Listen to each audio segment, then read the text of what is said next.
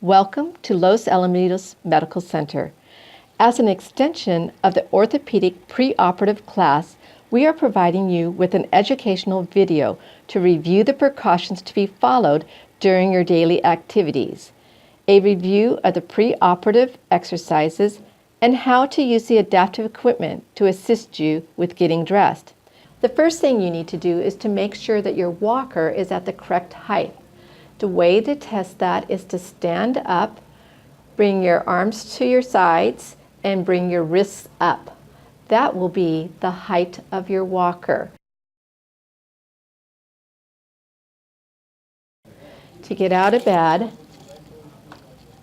what you want to do is bend your non-surgery leg and scoot your bottom to the edge of the bed until your surgery side drops off the edge. Scoot to the edge until both feet touch the ground. Bring your walker in front and push from the bed and from the walker to come to a stand. Getting into bed, you want to back up to the bed and feel both legs behind you. Take your surgery side and kick it out slightly in front. Reach back for the bed and seat yourself. Scoot back using your hands. Move your walker out of the way, then move towards the pillow. Bring your non-surgery up to push yourself up so your non-surgery leg can come up. And lay yourself down. Getting in and out of a chair. What you want to do first is scoot yourself to the edge of the chair, slide your leg out slightly, reach up, push from the chair, and reach up for your walker.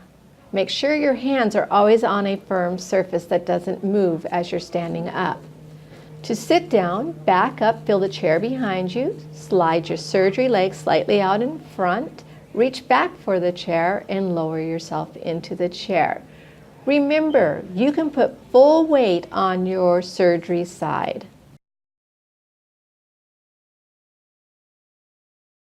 You're going to move your walker first, operative side, then non-operative side. Walker, operative side, non-operative side. Do not step past the front wheels of your walker. Take normal size steps. Keep walker in contact with the floor, pushing it forward like a shopping cart. It's important with reciprocal gait to maintain the sequence, which is walker, operative side, non-operative side, walker, operative, non-operative. Going up the stairs, you want to make sure if you have a railing that it is on your non-surgery side. As you go up, you start with your non-surgery side and your surgery side. Or a saying we commonly use is, up with the good. Then with going down the stairs, it's the opposite. You want the railing on the surgical side. And you're going to be going down with the bad. So surgical side, non-surgical side. Surgical side, non-surgical side. Pre-operative exercises. First exercise is ankle pumps. This is where you pump your feet up and down, 10 to 20 times. The next exercise are quad sets. You want to lie on your back and press your knees into the mat by tightening your muscles on the top of the thigh. Hold for a count of 5. Perform 10 to 20 times as tolerated. The next exercise are the gluteal sets. This is where you squeeze your bottom together and you hold for a count of 5. Do not hold your breath. Perform 10 to 20 times as tolerated. The next exercise are heel slides. Lie on your back. Slide the heel along the surface of the bed. Keep your knee pointing towards the ceiling. As you slide, have your heel keep contact with the bed and bend as far as tolerated. Short arc quads. Lie on your back. Place a 6 to 8 inch rolled towel under your knee. Lift foot from surface, straightening knee as far as possible. Hold to the count of 5. Perform 2 sets of 10. Straight leg raises.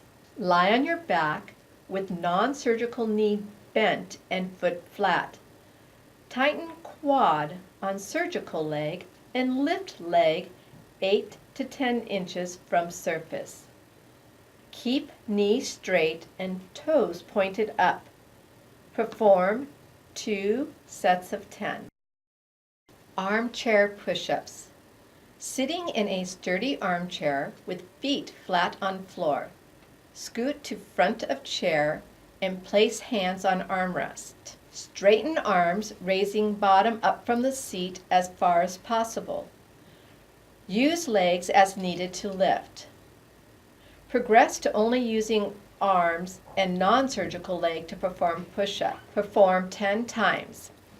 This exercise is very important for getting out of bed, getting up from the toilet, and standing from a chair.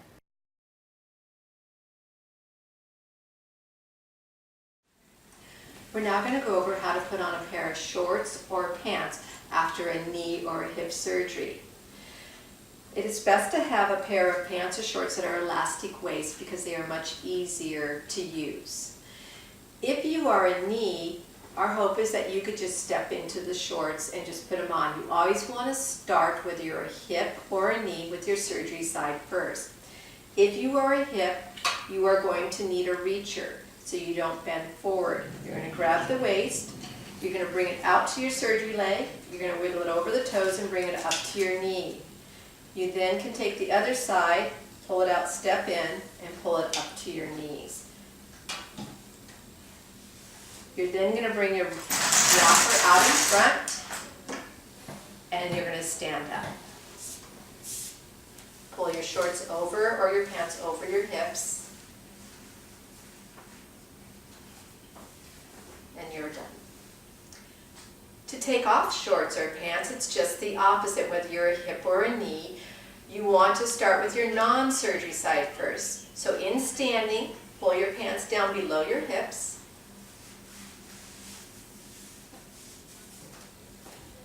Kick out your surgery leg, sit down. Take your reacher, and you're going to push your shorts off of your non-surgery side first, and then your surgery side and bring it up. Again, with a knee, we hope that you won't need the equipment, but the technique is the same in terms of starting with your surgery side and ending with the non-surgery side.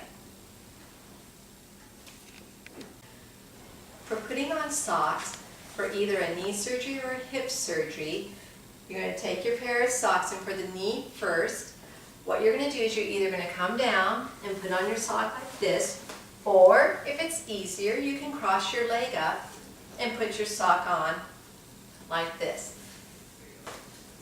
If you are a hip patient, because of your precautions, you are going to need to use a sock aid.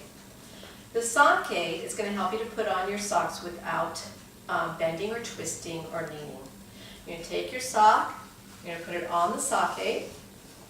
You're going to take the strings, bring it down to the floor. You're going to put your foot in all the way to the end, and you're just going to pull up, and the sock is on. Do the same thing with the other sock, just to show. Same thing on the sock. Bring it down. Pull up, and the sock is on. For putting on a pair of shoes, we recommend either a firm pair of shoes that are either a tie shoe like a tennis shoe, a slip-on shoe, or sandals that have a curve that kind of cup your foot so they don't move when you're walking. When putting on a pair of tie shoes, What you will do is you'll bring the shoe up to your lap with your reacher. You're going to take your shoe, you're going to fold the tongue back to get a nice wide opening. Take your reacher, hold it at the tip, hold it out, and wiggle it over your foot. Once your toes are in, keep your foot off the ground, bring the shoe horn into the side and behind your heel, and step down. To take off the shoes, kick your foot slightly off the ground, take your long handled shoe horn, go into the side of your shoe and work it to the back of the heel. Once it's at the back of the heel, just step your foot out. Again, kick your foot out, go to the side of the shoe, work it around to the heel, push and bring your foot out. To take off your sock, you're going to need your reacher. You want to take your reacher, you're going to kick your leg out, you're going to come into the back of the heel, push the sock off, and take it off. You can do the same with the other one and pull it on off. If you're in need and can reach down and just take it off, you can do that. If you have difficulty reaching down to your foot or your toes, the reacher may be useful. Now we're going to go over how to get into a car. It is important to remember your hip precautions, which are no twisting, no leaning past 90 degrees, and no crossing your leg. For our knee surgeries, you want to make sure that as you prepare your car, there's enough room to get your leg into the car without needing to bend it more than it's able to do at the beginning. The next thing you want to do is prepare your car. It is important to move the seat all the way back and then recline your seat halfway to allow more room between the dash and your seat. As you walk towards the car, you want to come up to the edge of the car and fill it with both of your legs. As you feel it behind your legs, you want to take your surgery side and you're going to kick it out slightly. You're going to reach back for the frame of the car and the seat of the car and lower yourself down. Then take your non-surgery side and back yourself up in the seat and bring your leg in. Once you are in the car, you could bring the back of the seat up. Getting out of the car, you want to reverse the procedure. Recline your seat back, use your non-surgery leg to scoot yourself to the edge.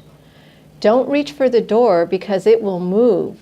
So when you're getting ready to stand, make sure your hands are on a firm surface, either the dash or the back of the seat, to stand. It may be helpful if it's hard to stand from the car seat to get a cushion to make your seat a little bit higher. Just a helpful hint, a car cane may be useful. A car cane hooks into your door and allows you to have a handle that's firm, that doesn't move, that helps you to push to a stand or to help to lower you.